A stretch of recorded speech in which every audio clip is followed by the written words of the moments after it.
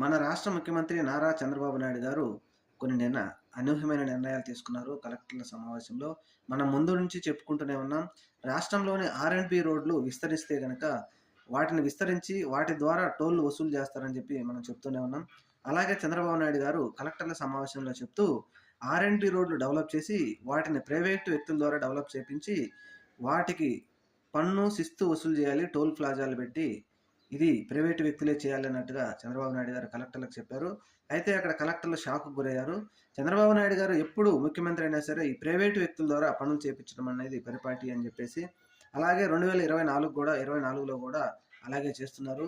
అధికారంలోకి రావడానికి చంద్రబాబు నాయుడు గారు చెప్పే మాటలు, అధికారంలోకి వచ్చిన తర్వాత చేసే పనులు వేరుగా ఉంటాయి అని చాలామంది అంటూ ఉన్నారు.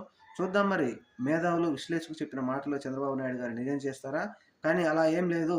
మామూలుగానే టోల్ ప్లాజాలు పెట్టకుండా రోడ్లు డెవలప్ చేస్తారు.